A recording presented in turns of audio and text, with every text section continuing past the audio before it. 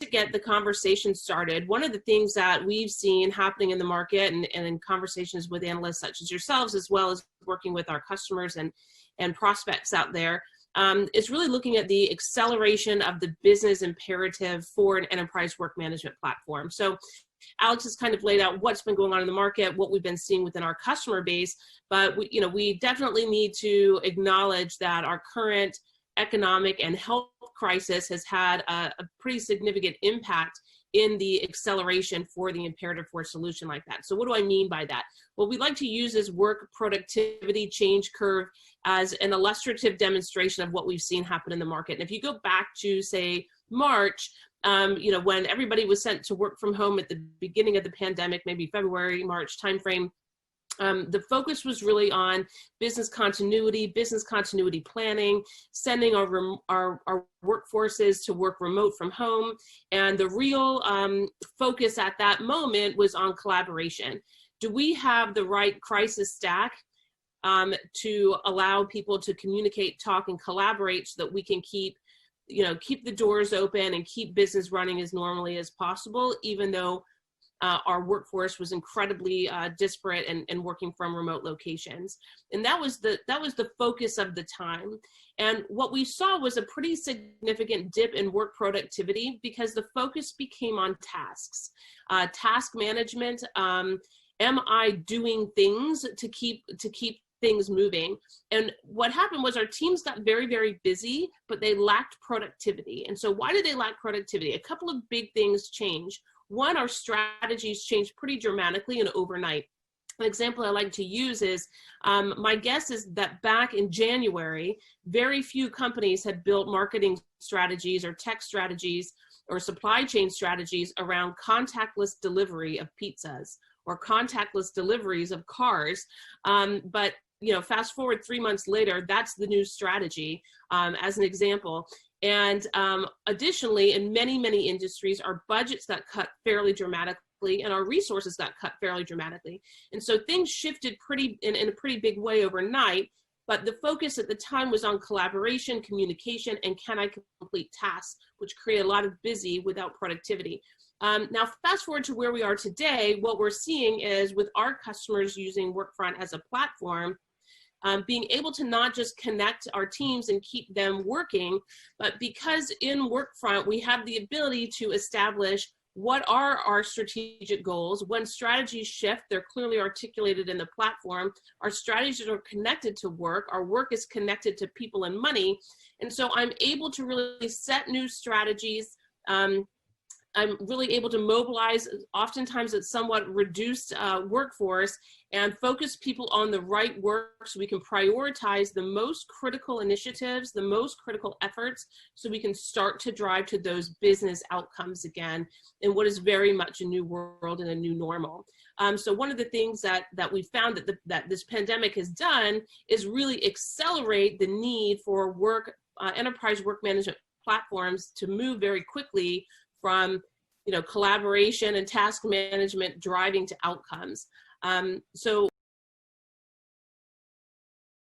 one thing that I wanted to cover is really that there's been this driving accelerations towards the limits that current tools in the system, or that current tools in work management are experiencing, and the challenges that Dale's experiencing are kind of being experienced across the board. And it's because traditionally work has been managed in this task-based approach, originated with the PMO. And that is an excellent strategy and a process for organizing work that's very task-based, that you can chunk out into elements of things that you can assign to an individual, that you can align to a timeline, and all of those kinds of things. But there's been this shift to understanding that even if we take all of our understanding within an organization and turn everything into bite-sized chunks or tasks that we need to assign to people to get done, sometimes we still, as an organization, don't reach the outcomes that we're intending to reach. And that's why there's been this push towards the outcome-based approach towards work management. And that's an important kind of distinction to understand as we go through the data strategy, because the data strategy that you would need to support both of these different elements is different. So when you're thinking about task-based work management, you're trying to take any kind of work across multiple different types of organizations and chunk it into those tasks. And so you can organize it into portfolios and programs and projects and tasks.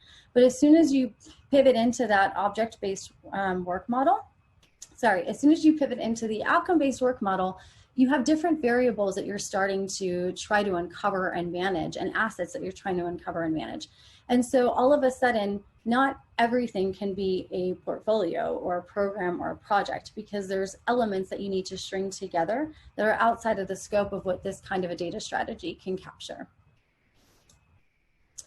Another element that's been definitely pushing work management as a discipline kind of forward and in terms of how we think about data is this essence of globalization of the workforce and the shift to remote work. So as soon as there's a lot of things that we just sort of assume are going to happen when we transition to remote work that happens in the office, the conversations, the meetings, the elements that you're collaborating on, all of those things have now needed to shift into the digital work. And so what that's caused is a series of connected tools that you're using basically to collaborate with other people, but they're siloed within a specific function that they serve. So there's tools for communication, there's tools for collaboration, there's tools for work management, there's all these different kinds of tools that have different purposes that they're serving, as we can see here in this visual, and they're very disconnected. So for example, Darren and I can collaborate on a Google Sheet document to discuss how we're going to think about our strategy for the product. But there's no way to connect any data within that space about how long we collaborated. Did we include anybody else in there? How much time over the duration of the length of that initiative did we spend in this particular document versus other elements? There's no way to collect that data and connect it today to the actual strategic initiative to understand and manage what the outcome is going to be for the organization as a result of this strategy. And in addition to that, there's also this sense that work has a lot of complexity. Different organizations, different use cases, different teams, different individuals all manage their work differently. So any approach to work management will need to be flexible and customizable enough to be used in a variety of workflows, some of which we're surfacing here. But the other challenge is that it has to be adaptable and configurable in the moment. So what we typically see from a software approach is that software typically takes the variability and the requirement for customization and tries to codify it into the software itself. And while then you can call that customizable, the challenge is that as soon as you build that into your product, things are going to change. And so what you end up having to do is you have to build it in a way so that you can configure it on the fly as things change and adjust your approach to how you're storing your data and how you're managing it in workflows in a much more dynamic way. So if work is varied in general, then enterprise work is varied in more dimensions. So within a marketing team at an enterprise level, there's typically multiple brands, multiple teams, and multiple go-to-markets that are all being executed simultaneously, and they're being managed simultaneously. And so the core components that are needed to manage this scale of variability are different.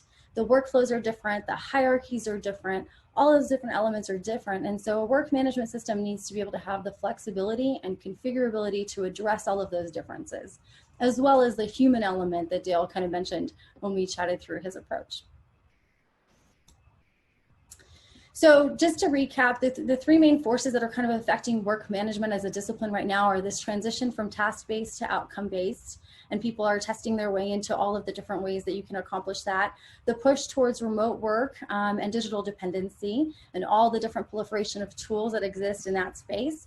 And then as the other element is a variety of work assets, initiatives, approaches, organizational structures, all of those kinds of things that are also affecting the complexity of work. And the spoiler alert to this is really that the key to resolving some of these issues and really it's simplifying and customizing the work management experience is through the data strategy. So when we talk about flexibility of a data strategy and being able to sort of configure it and customize it, I think oftentimes those words tend to be vague. And we're trying to be very specific with exactly what functionality that means a platform needs to have in order for it to achieve those goals. So really the first piece is, and I think you heard Dale say this as well, creating digital workflows that reflect the complexity and nuance of the physical structures, processes, and systems that exist within these organizations. So you really have to have a place to store some of those different levels of data that weren't necessarily stored when you were taking the task-based approach. The next piece is the ability to define many-to-many relationships for items in the enterprise organizational structure. If you can think about enablement, enablement is a discipline that affects every single part of the organization. And so if you're trying to run a project or a process or an outcome-based approach to work management through enablement, you're going to have to associate some of those elements to every organization within the company that you work in. And so having those many-to-many relationships, but still being able to collate that data in a way that you can report up on enablement as a whole for the organization is a critical element of this strategy. The next piece is aggregating information horizontally as well as vertically. So oftentimes, I'll give you an example. Let's assume that there is a large hotel chain, and let's assume that that hotel chain has series of brands of hotels that they manage. And they want to get down to the level of understanding what percentage of rooms are booked or how much they're spending on linens or anything like that across the board. You're going to have to be able to track that data in a way that you can horizontally aggregate across all those different brands to be able to surface that information and optimize some of those elements of managing the asset of a hotel. And the fourth one is really to be able to effectively model data for work. So instead of just thinking of work in the paradigm of there's a project, there's a program, there's a task, there's an issue, there's things like skills that you want to be able to pull in for certain kinds of initiatives or outcomes that you're trying to surface. You might want to manage a product in a particular way, that's an asset, or a hotel, or you might need to surface different ways to sort of measure collaboration. And there needs to be space within the data strategy to collect these kinds of information and to classify it as such so that then you can actually use them and build those relationships within the data structure to answer those complex questions. So this is sort of the a visual that illustrates the direction in which we're trying to go with our data strategy. So, and just to kind of give a little bit of a preface, the element on the right, I know that it looks like it's a fully organized data strategy and that we're basically just saying, you know, a customer comes in here and they have this very rigid and structured hierarchy. It just has more flexibility than the one on the left. That's not what we're saying. We're saying, imagine data that's organized into themes or variables by an organization, and that organization has the ability to define what those relationships are, how deep those relationships go, how interconnected those relationships are, and what meaning those relationships have to the outcome variables that are also being chased, measured, etc. So the level of flexibility that we're trying to accomplish here is vast, and it really will unlock all of the things that customers are trying to do in terms of being able to set the tone for what matters to them and how they get there. So the data structure becomes the core component of the Workfront platform element upon which we can have applications that are built and refined. So the holistic platform approach will enable industry-leading advances in machine learning and AI, ad hoc analysis, real-time reporting, predictive analytics. All of those things are things that we'll be able to sort of make huge strides on as soon as we have this level of flexibility and customization within the organizations. We've heard from customers that they need work management to drive visibility, accountability, effectiveness, efficiency, alignment, predictability, and quality for them. Like that is what this discipline is helping them to accomplish. And so by solving the data rigidity challenges with a flexible approach, adding in advanced analytics, enhanced reporting, and integration experience and strategy to that already more powerful data set, we can help customers achieve that vision, which is to analyze, visualize, and distribute any data for work anywhere, and to use it to make those, to get answers to those even more complex questions that they're having. Or to help explain some of our vision for the automated enterprise. And to help us understand what that vision looks like, There's a model that I'll introduce here, which is essentially a maturity model for how effective we are at automating different things. And we'll go through a little bit of this maturity model to understand where we're headed with these particular capabilities. If we imagine all the way on the kind of initial end of automation is where we're really talking about automating systems. And in this case, we're talking about automating Workfront.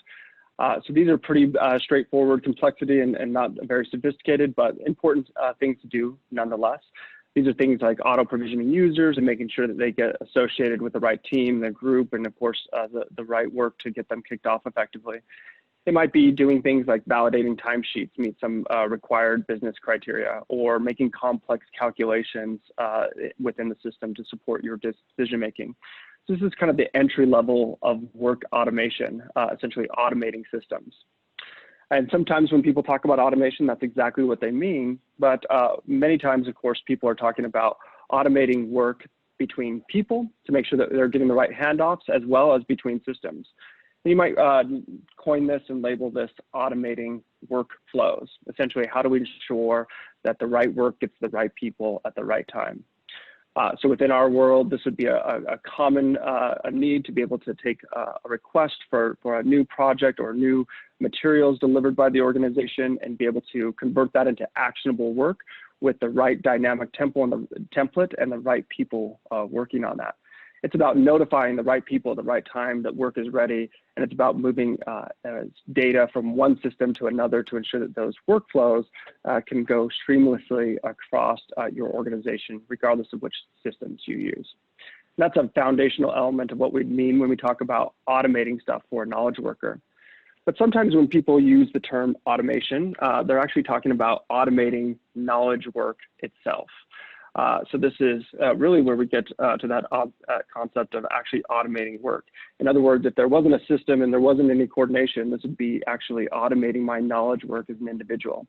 So this enables, some examples of this might be if I work within a creative marketing organization, ensuring that when I'm assigned a task that I have all the right content pre-populated and ready to go so that I'm able to fast forward and complete that work effectively.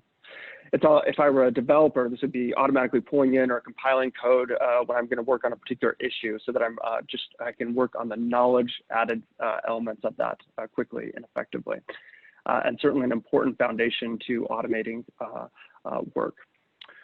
It's important to recognize that most of what I've talked about in terms of automation, these are very process-driven activities where we know that there's a solid process and we're driving towards that. Our entire vision of knowledge work automation also recognizes the importance of this foundation in building up to more data-driven automations as well. Certainly, Alex will talk about our strategy and picture with this. But when people use these exciting words like machine learning, they're really talking about a form of automation. And in this case, we're automating insights.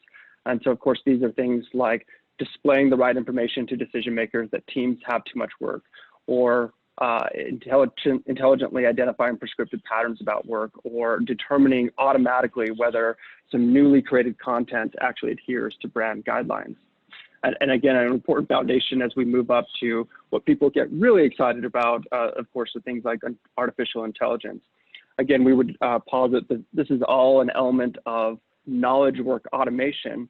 And this last element, the most sophisticated element, we're talking about actually automating decisioning. Of course, the things that humans have long been able to do really effectively without machine interaction, but really this is the new opportunity where we're able to change work assignments without your input, automatically select the most effective marketing material, and of course, you don't need me to tell you about all the other exciting things that people can imagine when we think about automating decisioning for knowledge work.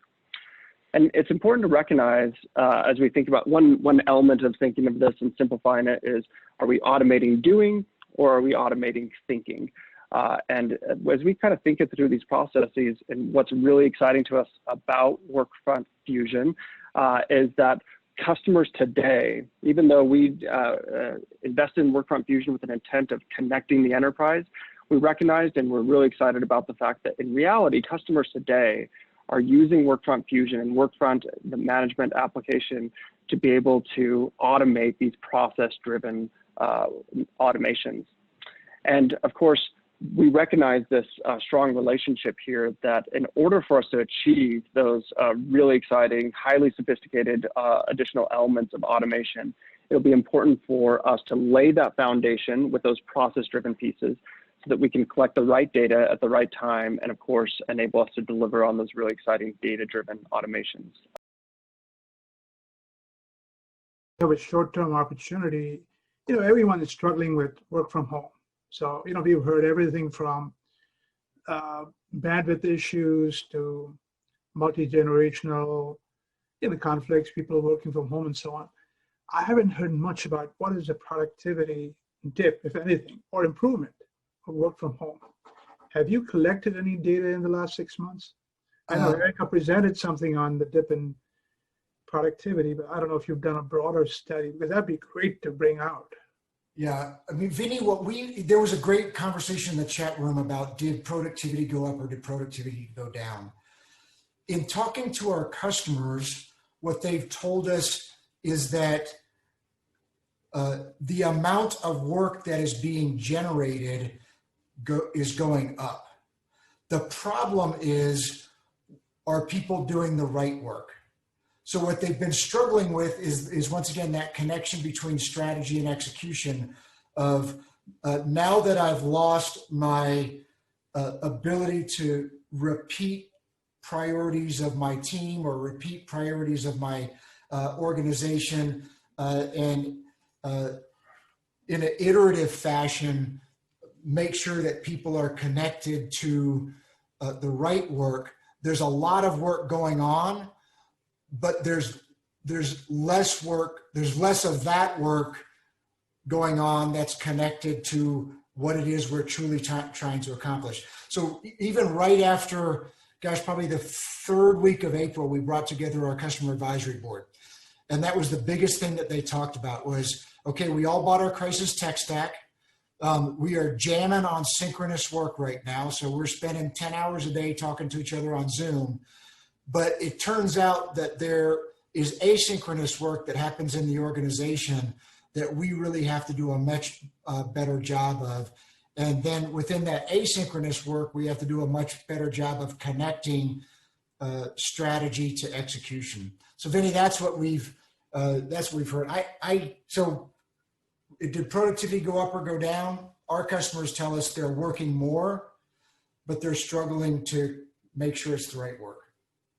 Probably something you should propagate out there, because I'm finding that is a missing piece in many work from home or hoteling or other hybrid models that people are talking about.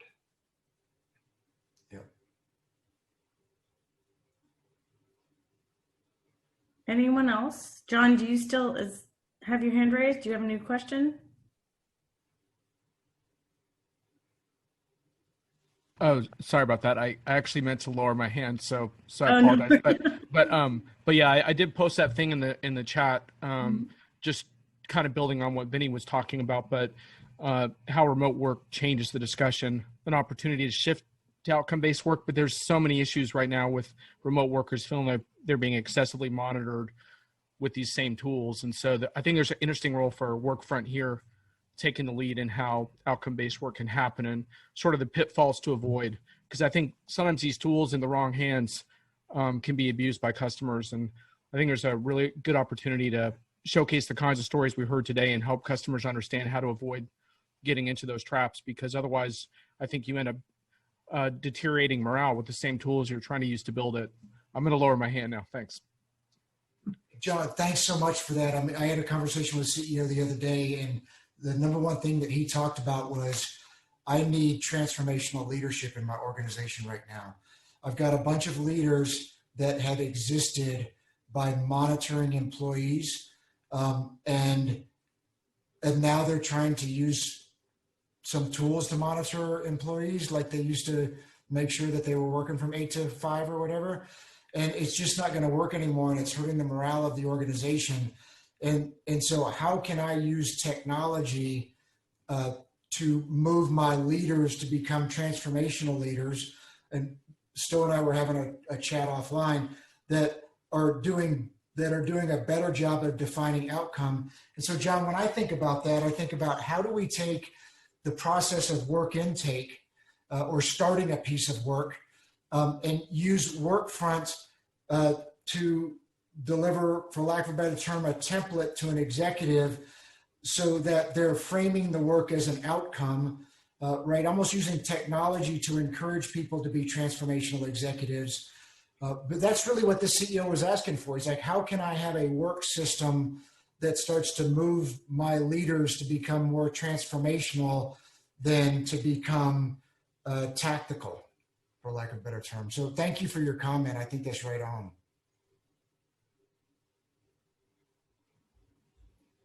Any other questions? I'm gonna check for any other hands. Yeah, I mean, just to follow on that point, I think it's a really important one around the qualitative benefits. I think when we talk about how my work becomes so much easier, so much more efficient, my collaboration improves, all the kinds of things that make life easier for me are the aspects to emphasize. And I think that, you know, this whole top down, let me see what you're doing, let me make sure you're doing this, doing that, it undermines the very the sustaining and the inspirational aspect of what we want when we're transforming organizations. And I think that that's come to the fore with COVID in ways that are really interesting. You know, how people are engaging differently now. So we talk about it in the chat, but I just wanted to again underscore the tremendous transformational value of a kind of collaboration that can happen with a different approach to work management. Yeah, I know Neil has an incredible story on that maybe we can connect you with, but that's been his experience, where having that access and that really direct line to those strategic outcomes and understanding at an individual level what their part in that is was really transformational at an employee experience level. So absolutely, and that's what we are seeing. Sorry, Lisa, who was that? What company? Dale from Arthrex, our customer who joined us with Alex.